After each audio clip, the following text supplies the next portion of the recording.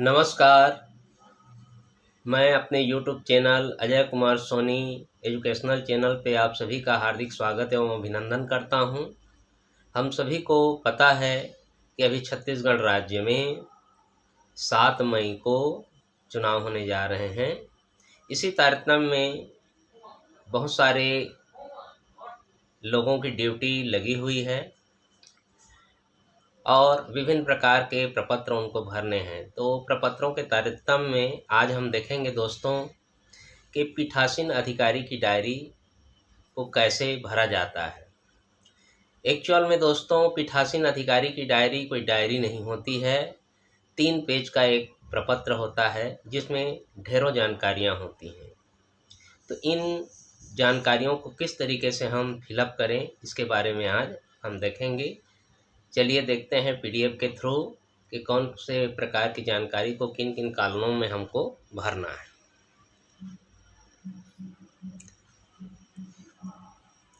देखते हैं दोस्तों, ये प्रपत्र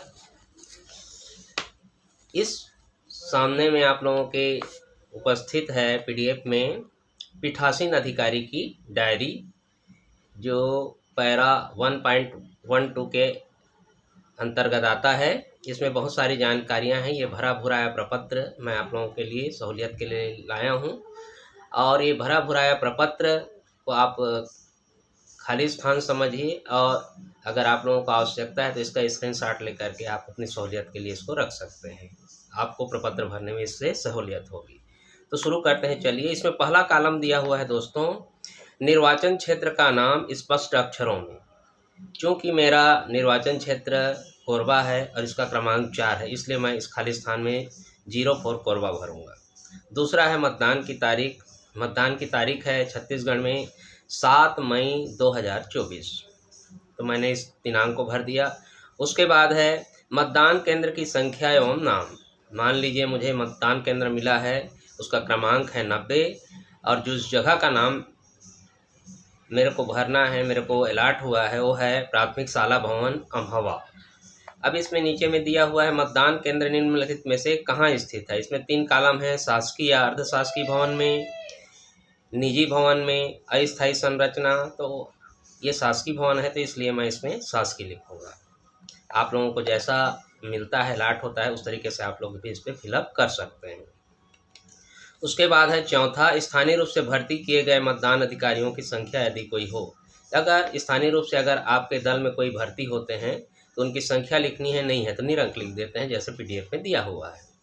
उसके बाद है सम्यक रूप से नियुक्त मतदान अधिकारियों की अनुपस्थिति में नियुक्त मतदान अधिकारी यदि कोई हो और ऐसी नियुक्ति के कारण, ऐसी अगर नियुक्ति का कारण है तो इसको पीठासीन अधिकारी की डायरी में लिखा जाना चाहिए और नहीं है तो इसको निरंक अपन लोग भर सकते हैं जैसे PDF में आप लोग देख रहे हैं। उसके बाद है 6वां कॉलम मतदान मशीन। इसमें पहला पूछा गया है कंट्रोल यूनिट कितनी संख्या है, तो 1 संख्या, उसका सरल क्रमांक भी लिखा गया है। उपयोग में लाई कितनी BU मशीन है, बुलेट यूनिट। तो कोरबा में अभी फिलहाल 7 मई को 28 कैंडिडेट हैं, इसलिए 2 बुलेट यूनिट इसमें चाहिए, इसलिए मैंने 2 लिखा है। इसका यूनिट की क्रम संख्या भी मैंने 2 लिख दी है। उपयोग में लाई गई पेपर सील की संख्या। पेपर सील कहने का मतलब है दोस्तों हरी पत्र मुद्रा। ये आप लोगों को 3 प्राप्त होंगे, इसमें से 1 को उपयोग करना है। मैंने इसको लिख दिया है 1 उपयोग, उसका सरल क्रमांक भी लिख दिया है। उसी प्रकार से 7वां जो कॉलम है A, ये दिया गया है कि प्रदाय किए गए स्पेशल टैग की संख्या 3 आप लोगों को प्राप्त होगी। उसकी क्रम संख्या लिखनी है जैसे PDF में दिया गया है। मैंने लिखा है 00047 से 00049। इसमें उपयोग में 1 को लाना है तो मैंने 1 लिखा है और उसका क्रम संख्या बता दिया है 0047। आप लोग भी इसी क्रम में लिखेंगे। उसके बाद है उपयोग में ना लाए गए वापस किए गए स्पेशल टैग, जो उपयोग से बच जाते हैं उनके क्रम संख्या को आप लोगों को इसमें लिख देना है। उसके बाद है दोस्तों 17B, उसको देखिए। उस पर लिया है कि जिन मतदान केंद्रों में VVPAT का उपयोग हुआ है उन पर लागू व्यवस्था, उपयोग किए गए प्रिंटर की संख्या। प्रिंटर का मतलब वही है दोस्तों, वीवीपैट। तो एक है प्रिंटर वीवीपैट का सरल क्रमांक, लिख सकते हैं जो भी सरल क्रमांक आपके मशीन पर दिया रहेगा इस एड्रेस टैग में, उसको देख करके लिख सकते हैं। उसके बाद है 8वां है ऐसे अभ्यर्थियों की संख्या जिन्होंने मतदान केंद्र पर मतदान अभिकर्ता नियुक्त किए हैं। जैसे मान लीजिए मेरे मतदान केंद्र में 4 लोगों ने नियुक्त किए हैं, तो उसी तरीके से आपके मतदान केंद्र में जितने लोगों ने अभिकर्ता नियुक्त किए हैं उतने की संख्या आप लिख सकते हैं। अभिकर्ताओं की संख्या जो विलंब से आए हों, इस पे पहला कॉलम है 9वां में कि मतदान के प्रारंभ में उपस्थित मतदान अभिकर्ताओं की संख्या जितने उपस्थित हैं, मेरे यहाँ 4, मैं 4 लिख दिया। अभिकर्ताओं की संख्या जो विलंब से आए हों, अगर हैं तो लिखिए, नहीं तो डैश लगा दीजिए, निरंक लिखिए। मतदान के समाप्ति पर उपस्थित मतदान अभिकर्ताओं की संख्या कितनी है, इसको भी लिखनी है, तो मैंने 4 लिख दिया है। अगला जो 10 नंबर है वो बहुत महत्वपूर्ण है। मतदान केंद्र पर नियत मतदाताओं की कुल संख्या। नियत मतदाताओं की संख्या कहने का मतलब वोटर लिस्ट में जितने भी हैं, एडीसी, पीवी, इन सब वोटरों को जोड़ करके, तो मैंने बताया कि इसमें 331 हैं। निर्वाचक नामावली की चिन्हित प्रति के अनुसार मत देने के लिए अनुज्ञात किए गए निर्वाचकों की संख्या, यानी कितने लोगों ने वोट डाला, तो मैंने बताया इसमें 289। आपके बूथ में जितने भी वोट पड़ते हैं उसकी संख्या आप यहाँ पे लिख सकते हैं। उसके बाद है मतदाताओं के रजिस्टर, जिसको प्रारूप 17A में प्रविष्ट मतदाताओं की संख्या। जाहिर सी बात है 289 लोगों ने वोट डाला है, तो 289 लोगों का उसमें भी नाम होगा, तो मैंने 289 इसमें भी लिख दिया। मतदान मशीन के अनुसार रिकॉर्ड किए गए मतों की संख्या, ये भी 289 ही होगा।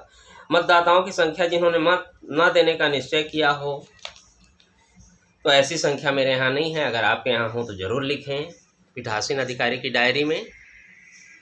उसके बाद देखिए इस पे अगला भाग। अगले भाग में दोस्तों इस पे दिया गया है कि प्रथम मतदान अधिकारी के हस्ताक्षर, पोलिंग ऑफिसर 1 और मतदाता रजिस्टर के भार साधक यानी जो पोलिंग ऑफिसर हैं 2 नंबर, उनका भी हस्ताक्षर इस पीठासीन अधिकारी की डायरी में होने चाहिए। ये ऐसा प्रपत्र है जिसपे मतदान अधिकारी 1 और मतदान अधिकारी 2 दोनों के हस्ताक्षर चाहिए पीठासीन के सहित। उसके बाद है 11 निर्वाचकों की संख्या जिन्होंने मत दिए, उसमें स्त्री पुरुष बताना है, मैंने बता दिया है 145 पुरुष, महिलाएं 144, थर्ड जेंडर नहीं है, डैश कर दिया है मैंने। कुल मतदाता हुए जिन्होंने वोट डाला 289। उसके बाद अभ्यक्षेपित आपके यहाँ है तो भरिए, नहीं है तो निरंक करिए। उसके बाद है 13 उन व्यक्तियों की संख्या जिन्होंने निर्वाचन कर तब ईडीसी के थ्रू जो है वोटिंग की, मेरे यहाँ नहीं है तो मैंने निरंक भर दिया, आपके यहाँ हो तो जरूर भरिए इसको। उसके बाद है प्रवासी मतदाताओं की संख्या जिन्होंने मतदान किया हो, मेरे यहाँ नहीं थे तो मैंने निरंक भर दिया। उसके बाद है 14 ऐसे मतदाताओं की संख्या जिन्होंने साथियों की सहायता से वोट दिए, जो अंधे विकलांग हैं, तो ऐसे नहीं थे मेरे यहाँ तो मैंने निरंक भर दिया, आपके यहाँ हो तो जरूर भरें संख्या। प्रॉक्सी द्वारा दिए गए मतों की संख्या, मेरे यहाँ निरंक है तो मैंने निरंक भर दिया, आपके यहाँ हो तो जरूर भरें। निविदत मतों की संख्या, मेरे यहाँ नहीं हुए निविदत मतपत्र, आपके यहाँ हुए हैं तो जरूर भरें। निर्वाचकों, उसके बाद अगला कॉलम 17 निर्वाचकों की संख्या, तो जब हुई ही नहीं है निविदत मतों की संख्या नहीं हुई तो मैंने इसको भी निरंक कर दिया है। उसके बाद है आप 18वें कॉलम पे आ जाइए। ये बोलता है क्या मतदान स्थगित करना आवश्यक था, यदि ऐसा था तो ऐसा स्थगन का कारण मैंने नहीं लिख दिया है, ऐसी स्थितियां निर्मित नहीं हुई थी। उसके बाद है 19 जो सबसे महत्वपूर्ण कॉलम है, जो 2-2 घंटे का रिपोर्ट आप लोगों को देना है, उसको भी इसमें सबमिशन करना है। इसमें 7 से 9 है, 9 से 11 है, 11 से 1, 1 से 3 और 3 से 6। तो इसका देखिए इस पे इस तरीके से आप टेबल बना सकते हैं, पुरुष फिर परसेंटेज उसका, फिर महिला फिर उसका परसेंटेज, फिर कुल का परसेंटेज। इस तरीके से आप इस टेबल में बताए अनुसार जो है इसका परसेंटेज और लास्ट में इसकी कुल संख्या इसको बता सकते हैं, परसेंटेज निकाल सकते हैं। परसेंटेज निकालने का तरीका है जितने लोगों ने वोट दिया है और जितनी संख्या है उनका गुणा कर देना है, फिर 100 से उसको भाग दे देना है, तो वो जो है परसेंटेज उस पर निकल आता है। तो इस तरीके से इस टेबल को बना करके आप लोग भर लीजिएगा। उसके बाद है 19B विजिट सीट के अनुसार मतदान केंद्र का भ्रमण करने वाले आगंतुकों की संख्या, अगर कोई आते हैं ऑब्जर्वर वगैरह तो उनका रिपोर्ट जरूर दें। मैं इसको अभी निरंक बता रहा हूं क्योंकि मेरे यहाँ नहीं आए हैं। उसके बाद देखिए तीसरी बातें,